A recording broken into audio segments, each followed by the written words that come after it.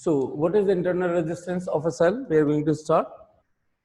तो हमने देखा कि जब भी हम किसी सर्किट के अंदर करंट को फ्लो करवाते हैं तो उसको मेंटेन करने के लिए एक डिवाइस का यूज करते हैं जिसको हम क्या बोलते हैं जनरली, सेल या बैटरी. ठीक है. So cell or battery is that simple device which is used to maintain the steady flow of electric current inside the circuit. तो एक सिंपल डायग्राम बना लेते हैं. लेट सपोज ये रेजिस्टेंस है और ये बैटरी है. बैटरी को मैं थोड़ा सा जो नॉर्मल व्यू है वो वैसे वाली बैटरी बना रहा हूं मैं. बैटरी या पेंसिल सेल या सेल मान लीजिए. ये सेल लिया और हमने इसमें ये ऐड कर दिया. तो ये वाला पॉजिटिव टर्मिनल होता है, ये नेगेटिव टर्मिनल होता है. और इसको लगाने के कारण एक कांस्टेंट फ्लो बना रहता है आई का इसके अंदर. तो देखा ये गया, या फिर हो सकता है कि हम कोई इलेक्ट्रोलाइटिक सॉल्यूशन ले लें. इलेक्ट्रोलाइटिक सॉल्यूशन ले लें और उसके थ्रू करंट को पास करवाए by using two electrodes. One will be called as positive electrode, one is called negative electrode or cathode anode. So this is, let's suppose, external resistance R and it is being connected with this. So let's suppose this is A, let's suppose this is positive P being connected with A, B and negative electrode, right? And this is what? Electrolytic solution. So electrolytic solution. So what will happen by using this electrolytic solution? There will be some ions, means in this solutions ions will be there which will be acting or serving as a charge carriers. So these charge carriers will be exchanged by these electrodes और current यहाँ पर एक steady current pass होगी. तो दोनों ही cases के अंदर क्या होता है कि यहाँ पे आपको भले स्टेडी करंट मिल रही है, लेकिन जो मेन सोर्स आपने ले रखा है इलेक्ट्रोलाइट या सेल, इसमें क्या होता है कि करंट जब बाहर फ्लो हो रही है तो जो चार्ज है, करंट किसके कारण फ्लो हो रही है? Flow of charge. तो अगर मैं पॉजिटिव चार्ज की बात करूं तो positive charge outside this circuit यहाँ पर पॉजिटिव से निकल करके नेगेटिव की तरफ आ रहा है, यानी कि higher concentration to lower concentration की तरफ आ रहा है आउटसाइड द सर्किट. लेकिन जब जैसे ही चार्ज इनसाइड द यहां से ये जाना है तो जब अंदर जाएगा तो ये नेगेटिव वाला पोर्शन है और ये पॉजिटिव वाला पोर्शन है. तो पॉजिटिव वाले को हम हायर पोटेंशियल बोलते हैं. हायर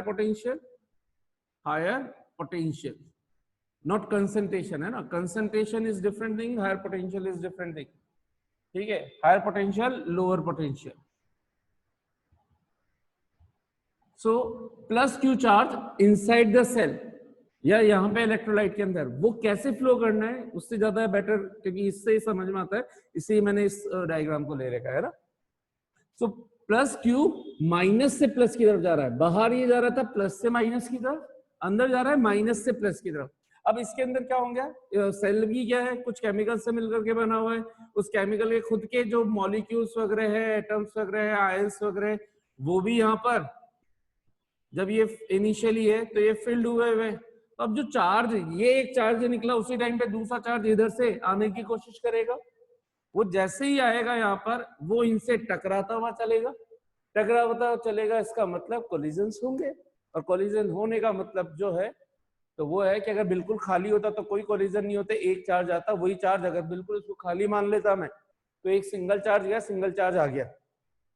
लेकिन इन एक्चुअल में हालांकि ये वाला चार्ज यहाँ पे जो होगा वो इसकी प्लेस को ले लेगा और ये आगे बढ़ते हुए जाएंगे. फिर भी कुछ ना कुछ कॉलिजन्स ऑफर होंगे, क्योंकि ये जो चार्ज यहाँ से आगे बढ़ते हुए जाएंगे कंटिन्यूएशन के अंदर, वो कहीं ना कहीं अपने कॉन्स्टिट्यूट जो भी उस केमिकल के अंदर हमने एटम या मॉलिक्यूल्स रख रखे हैं जिसके थ्रू चार्ज प्रोवाइड करवाया जा रहा है, वो उनसे कहीं ना कहीं कोलाइड होंगे और कहीं ना कहीं बहुत बड़ा नहीं लेकिन एक छोटे अमाउंट का रेजिस्टेंस जरूर ऑफर हो जाएगा अंदर.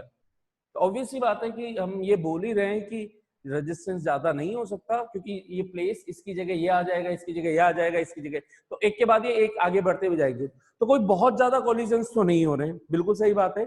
तो उस इसी हिसाब से आप अभी तक जो काम किया था हमने इनकी इसके रेजिस्टेंस को पिक्चर में लेकर के ही नहीं आए थे, कंसीडर ही नहीं किया था। लेकिन इन एक्चुअल प्रैक्टिकली जब देखा जाता है तो यहां पर भी कुछ ना कुछ थोड़ा सा ही सही, कुछ ना कुछ कहीं ना कहीं कोई कोलिजन हो गए या टाइम जो एक्चुअल में लगना चाहिए उससे मामूली सा ज्यादा टाइम लग गया पहुंचने में। नेचर ले लिया, इसका मतलब ये कॉपर का बना हुआ है या जैसे कॉपर सल्फेट का सॉल्यूशन ले रहे हो या आप किसी दूसरे उसका फेरस सल्फेट का सॉल्यूशन ले रहे हो तो किसकी मोबिलिटी ज्यादा है, तो उन सब फैक्टर्स पे, नेचर पे डिपेंड करता है, कोलिजन्स पे डिपेंड करता है। तो थोड़ा बहुत कहीं ना कहीं से कंट्रीब्यूट होगा रेजिस्टेंस इनसाइड द सेल या इनसाइड द इलेक्ट्रोलाइटिक सॉल्यूशन। ठीक है, उसी रेजिस्टेंस को, the resistance offered by the electrolytic solution, ये भी एक पानी जैसा दिख रहा है लेकिन हम क्या बोल रहे हैं, ये इलेक्ट्रोलाइटिक सॉल्यूशन है। तो चार्ज इसमें से फ्लो होगा, तो यहाँ पे भी तो ये आयंस वगैरह से, जिसके बैकग्राउंड के अंदर जो भी आयंस हैं, जो भी इसमें है आयंस, वो चार्ज जब यहाँ से इसके तरफ बढ़ रहा होगा एक से दूसरे में एक्सचेंज होने के लिए, जब करंट के थ्रू यहाँ पर पहुंचेगा तो इन आयंस से वो कहीं ना कहीं तो कोलाइड होगा, ज्यादा ना सही लेकिन थोड़ा बहुत तो रेजिस्टेंस मिलेगा। So the resistance offered by the cell or electrolytic solution during the flow of current is called internal resistance of the circuit or internal resistance of a cell, and it is represented by small r, है ना। General external resistance इसको हम capital R से represent करते हैं और internal resistance को represent करने के लिए we have taken the symbol R. और अब इसको पिक्चर में लेकर के आना है कि जब हम कॉन्सेप्ट इंटरनल रेजिस्टेंस का भी काम में ले रहे हैं और आपको अगर वैल्यूज वगैरह दे दी जाए इंटरनल रेजिस्टेंस की, तो डायग्राम क्या बनाना है, तो हमें डायग्राम अब ये बनाना है। तो ये पूरा इसी के अंदर है, ये रेजिस्टेंस, जो भी रेजिस्टेंस है वो यहाँ से यहाँ तक का जो भी है वो इसी सेल का खुद का है। तो हम क्या करते हैं कि इस बैटरी या इस सेल के साथ एक छोटा सा रेजिस्टेंस ऐड कर देते हैं, क्योंकि इस खुद का है तो इसको एक बॉक्स के अंदर बंद कर देते हैं, डॉटेड बॉक्स के अंदर। तो बॉक्स में बंद करने का मतलब यहां से समझ में आ जाता है कि एक्सटर्नल कनेक्ट नहीं है, ये इस सेल के अंदर वाला रेजिस्टेंस है। तो ये प्लस माइनस, और ये पॉइंट हमने दे दिए ए, ये पॉइंट ए, ये पॉइंट बी, और इसको कनेक्ट कर दिया इससे, ये हो गया आर।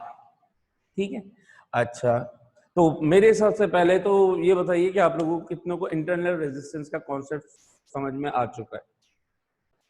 तो यहाँ पर जल्दी से एक दो चीज और डिस्कस करें, फिर इसको थोड़ा सा और बताता हूँ कि आर जो है, स्मॉल आर जो है, वो किन किन पर डिपेंड कर रहा है। इसका मतलब डिपेंड कर रहा है वो कि आपने इसके अंदर कंसंट्रेशन, सेल के अंदर या इलेक्ट्रोलाइटिक सॉल्यूशन के अंदर कंसंट्रेशन कितनी बनी।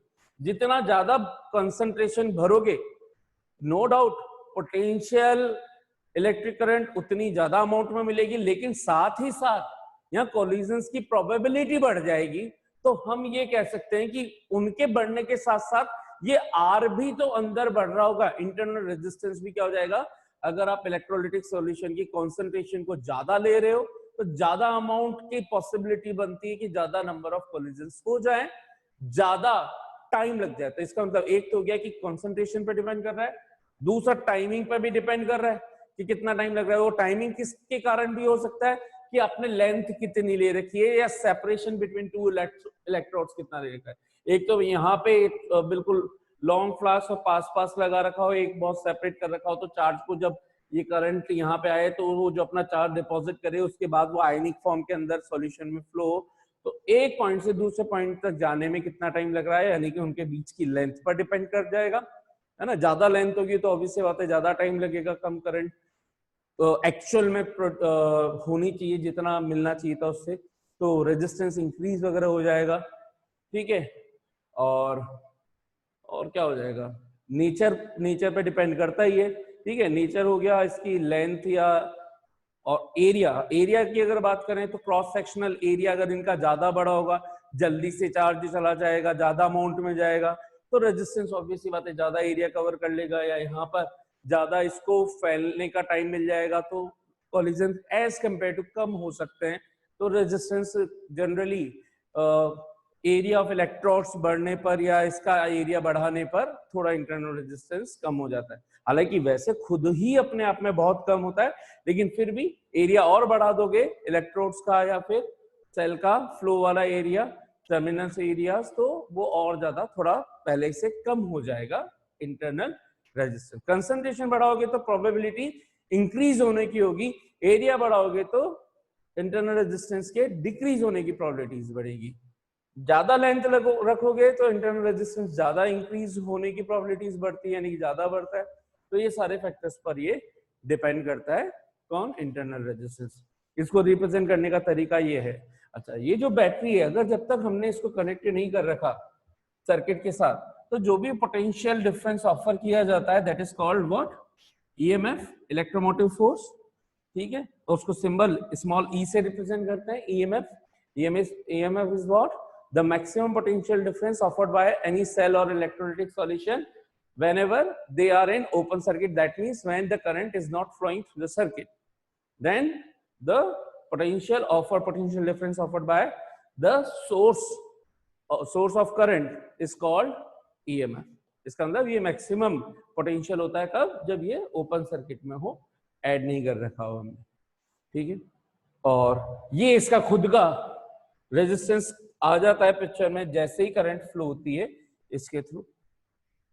यस, ठीक।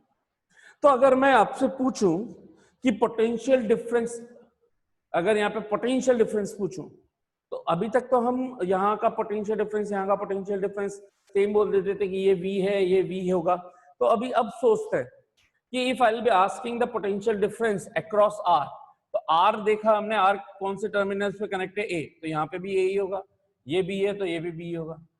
सो इसकी वैल्यू E होनी चाहिए या कुछ V होनी चाहिए, मतलब EMF जितनी वैल्यू होनी चाहिए या कुछ और V होनी चाहिए A और B के बीच में। तो देखिए साहब, यार आपको मैंने एक सिंपल कॉन्सेप्ट बताया था, बहुत सिंपल कॉन्सेप्ट बताया था कि सेम पॉइंट्स के बीच में पोटेंशियल का डिफरेंस हमेशा सेम रहेगा। देन ये है P और ये है Q, चाहे n number of devices connect हो जाएं, उससे फर्क नहीं पड़ रहा। तो दो सेम पॉइंट्स के बीच में ही पोटेंशियल सेम रहता है। लेकिन अगर कोई दो डिफरेंट पॉइंट हो जाए, जैसे अगर मैं यहाँ पे इसको मान लो क्या नाम दे दूं, Z दे दूं मान लो, तो PZ और ZQ इनके बीच में अलग अलग होगा, ऑब्वियस सी बात है। लेकिन P और Q के बीच में अगर मैंने Z लगा दिया, Z और Q, तो यहां से लेकर और यहां तक में, चाहे फिर आप यहाँ पे और कुछ लगा दो और कितने भी लगा दो, कुछ भी कैसी भी चीजें लगा दो, ये सब मिलकर के ये अगर यहाँ पे पोटेंशियल डिफरेंस V है तो V देगा, E है तो E देगा।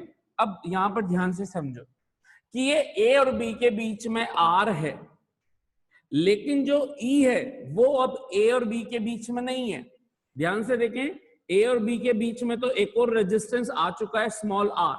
तो इसका मतलब ये पॉइंट A है और B है, तो A और B के बीच में अब सिर्फ E कनेक्टेड नहीं है, केवल और केवल E नहीं है। पहले हम बोला करते थे A और B के बीच का पोटेंशियल डिफरेंस ये वाला रेजिस्टेंस ले लेते थे, और क्योंकि ये A और B बोलते थे, ये B और B बोलते थे, इसलिए ये E होता था। लेकिन अभी B के बीच में एक और रेजिस्टेंस आ चुका है, यानी कि यहां पर तो जब करंट होगी तो वो भी तो इसके अक्रॉस भी तो कुछ ना कुछ पोटेंशियल का डिफरेंस होगा। और हमें तो पता ही है कि जो मेन पोटेंशियल आ रहा है वो तो इस E के कारण आ रहा है। तो यहां से जब भी करंट आएगी वो पोटेंशियल का ड्रॉप इसमें से ही कुछ ना कुछ गिरा होगा इसके अंदर। अगर ये 10 वोल्ट रहा होगा तो करंट यहीं से तो निकल करके और इधर आ रही है, तो यहाँ पे कुछ पोटेंशियल का ड्रॉप हो गया, इस एक्सटर्नल रेजिस्टेंस के अक्रॉस कुछ पोटेंशियल का डिफरेंस हुआ होगा, इसको समझो V1 बोल देता हूं। और जब अंदर आएगा तो इसके अक्रॉस भी तो कुछ ना कुछ पोटेंशियल का डिफरेंस होगा, पोटेंशियल का ड्रॉप होगा V2। तो ये दोनों मिलकर के, ध्यान से देखें यहां पर, फिर से डायग्राम देखें, बड़ा डायग्राम बनाता हूं फिर से।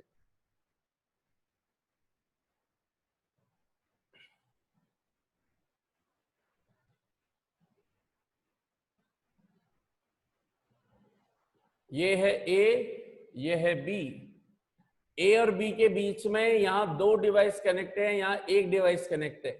सो इस वजह से इस A और B के बीच में इस E के कारण तो करंट हुई I, तो यहाँ पर जो भी पोटेंशियल डिफरेंस, पोटेंशियल का ड्रॉप होना चाहिए वो अकॉर्डिंग टू ओम्स लॉ होना चाहिए V1 is equal to IR, I current flow रही है तो, और जैसे ये करंट यहाँ आएगी तो अब यहाँ पे इन दोनों के बीच में ये दो डिवाइस कनेक्टेड है तो इसको एक पॉइंट बोल देता हूँ P।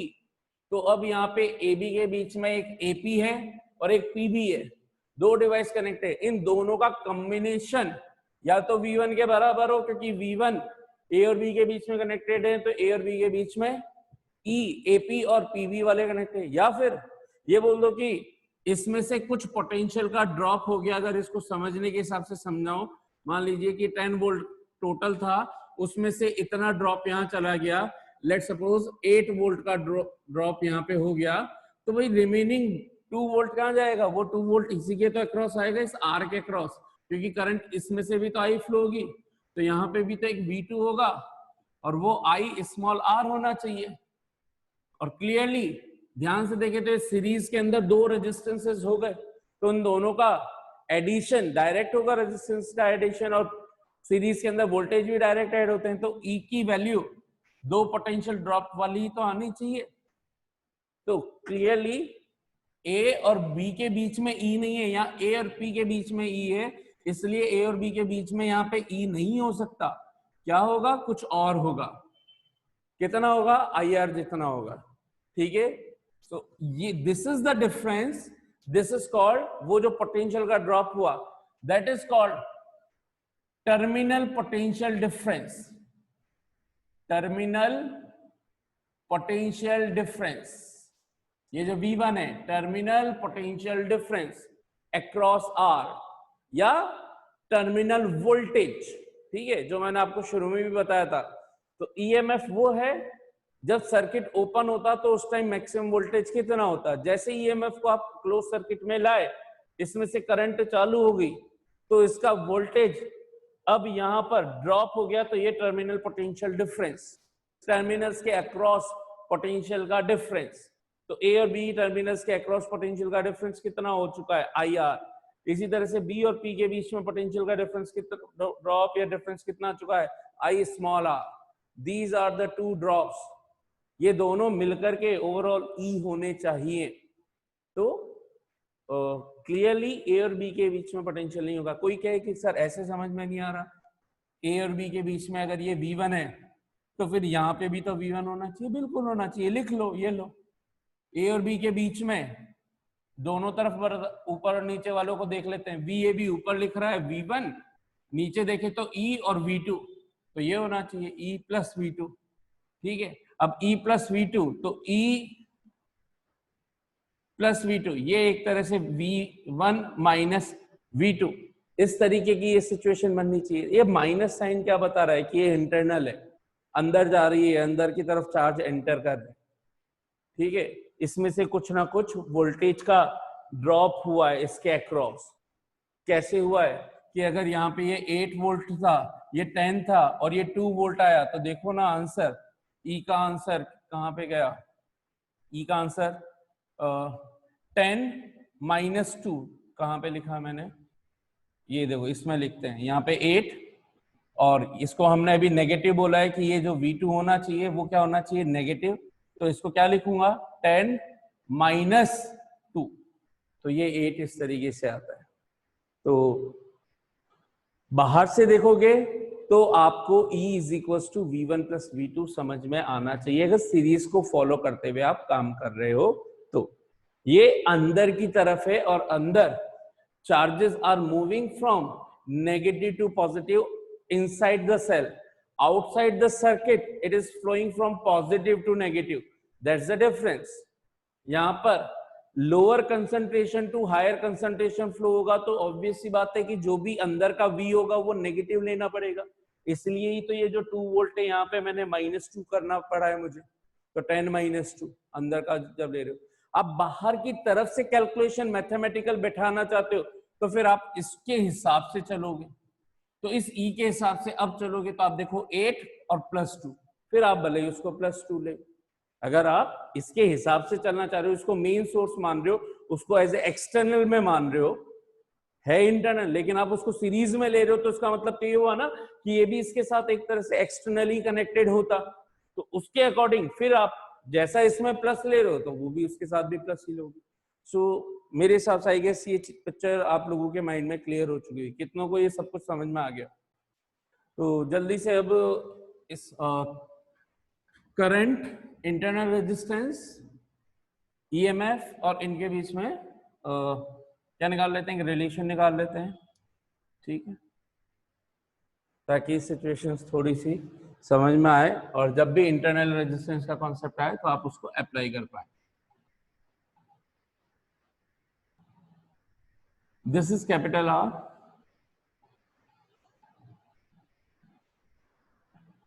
इंटरनल रेजिस्टेंस अगर लेना है और उसको उसी तरीके से काम में लेना है तो ये मैंने बोल दिया बॉक्स, मतलब ये बॉक्स केवल इतना सा बता रहा है कि आप इसको इंटरनल रेजिस्टेंस बोल रहे हो, बाकी के कॉन्सेप्ट इस बात पे डिपेंड कर रहे हैं कि आप टर्मिनल्स किनको मान रहे हो, आप ए और बी इनको ले रहे हो या मेन सोर्स एपी को ले रहे हो, ये इस पर डिपेंड कर रहा है। तो हम अभी यहाँ पे सिंपल कैलकुलेशंस रखने के लिए एक तरह से एपी को फॉलो करते हुए इंटरनल रेजिस्टेंस और के वोल्टेज ड्रॉप और इन सब में डिस्कशन करेंगे, ठीक है। यहाँ पे इसका ईएमएफ ई हो गया है, डॉट डॉट बनाना इसकी रिप्रेजेंटेशन है ना, ठीक है। यहां पर अगर मैं ई बोलूं तो इसकी जो अकॉर्डिंग टू डेफिनेशन है, according to definition of EMF is nothing but the potential difference. सबको इतना समझ में आना चाहिए, this is not a force, क्योंकि ट्रेडिशनल वे कई पुराने टाइम से चला आ रहा था कि एक चार्ज को कोई पकड़ के खींच रहा है तो फोर्स होगा, उस टाइम से इसका नाम पड़ा हुआ था, तो ई चला आ रहा है, लेकिन आपको शुरू से बता रखा है this is not a force, it is a potential difference. तो according to the definition of EMF बोले तो according to definition of potential difference, potential difference की डेफिनेशन क्या होती है, basic definition, work done to move a unit charge across in the closed circuit, यहां की बात कर रहे हैं तो in the closed circuit, ये इसकी बेसिक डेफिनेशन बोलती है, ठीक है। अगर यूनिट चार्ज को मूव करवाया जाए, work done to move a unit charge in the close circuit through cell या बैटरी, जो भी आप ले रहे हो, सेल बोल दिया हमने। ये चार्ज जो है वो कहां से फ्लो होगा, एक कैपिटल आर वाले से फ्लो होगा और एक स्मॉल आर वाले से फ्लो होगा। तो क्या मैं ये बोल दूं कि ये दो पोटेंशियल्स के सम के इक्वल होना चाहिए, बेसिक वही चीज चल रही है, वापस देखना है ना, क्योंकि ये आपको लिखना इस वे में पड़ेगा, तो मैं उस वे में भी समझाना मुझे जरूरी है जिस वे में आपको बुक के अकॉर्डिंग चलना होता है। लेकिन बेसिक कॉन्सेप्ट ये है भाई, अगर यहां से ये ईएमएफ है, ये करंट आई गई, ये आर है, तो मैं इसको अगर ए और इसको बी बोल रहा हूं तो ये पॉइंट बी कहलाएगा, और यहां कुछ नहीं दे रखा तो मैंने पॉइंट मान लिया है पी, ठीक है, और ये पॉइंट ए कहलाएगा। तो इसके अकॉर्डिंग ये जो भी ए और बी के बीच में वी ए बी आएगा, तो इसको जनरली मैं वी बोल रहा हूं, तो क्या ये आई आर होना चाहिए? यस और नो एवरीवन, इतना समझ में आ रहा है? According to Ohm's law V A B should be, अगर आई करंट फ्लो रही है, ठीक है, आई करंट यहाँ फ्लो होते होते आई, तो आई करंट फ्लो हुई, तो क्या इस स्मॉल आर के अक्रॉस बी एक पोटेंशियल का ड्रॉप होगा, और ये क्लियरली वी पी बी है। अब this is not V A B, तो it should be different from V और शुड बी सेम। तो एक तरह से ये V1 है, दिस इज V1, तो ये क्या हो जाना चाहिए V2, इसको हम बोल रहे हैं V डैश, ठीक है, V डैश। आप चाहो तो V1 V2 लिख सकते हो, लेकिन फॉलो जब बाद में कर रहे हैं तो फिर उसी हिसाब से सारी कहानियां करवा रहा हूं मैं, ना। आप चाहो तो V1 V2 भी लिख सकते हो, कोई फर्क नहीं पड़ रहा। ये कितना होना चाहिए, I स्मॉल आर, है ना, I स्मॉल आर, और उसके बाद अब करंट नेगेटिव से एंटर करेगी, है ना, तो अब यहां पर ये एंटर कर रही है, तो इसका मतलब यहां अगर रिलेशन देखूं तो ये ई से करंट निकली, पहले रेजिस्टेंस के अक्रॉस वोल्टेज ड्रॉप हुआ V1 का, या VA भी बोल सकते हो, जैसा आपको लिखना अच्छा लगे। और दूसरे के अक्रॉस ड्रॉप हुआ VPB का VPB या BP लिख दो, कोई दिक्कत नहीं है। एक को V1 मान रहे, एक को V2 मान रहे हैं, या एक को V मान रहे, एक को V डैश मान रहे हैं। ये कितना होना चाहिए? IR और IR। दिस इज, यही हमारा रिलेशन है, this is the required relation. तो बेसिकली ये V होता क्या है? ये V है क्या? पोटेंशियल डिफरेंस ये ना अक्रॉस AB। तो इसी को वर्डिंग में लिख रहा हूं, that means work done in moving a charge, moving a unit charge through external resistance, बस ये थोड़ी से नाटक कर रहे हैं और कुछ नहीं है ना। External resistance capital R plus, ये तो इससे तो V1 आया, और प्लस क्या भी ऐड करना है? पोटेंशियल डिफरेंस दूसरा भी तो ऐड करना है। Work done in moving a unit charge, क्योंकि सेम करंट आ रही है तो सेम ही चार्ज फ्लो होगा, ऑब्वियस सी बात है। In moving a unit charge through internal resistance small r। Done. तो बस अब ये जो चीज लिखी वो यहां से ये बन गई, ये देखो E इज इक्वल टू क्या लिख दें? IR प्लस I, या इसको एक को V बोल देते हैं, work done per unit charge, है ना, W/QE, work done to move unit charge.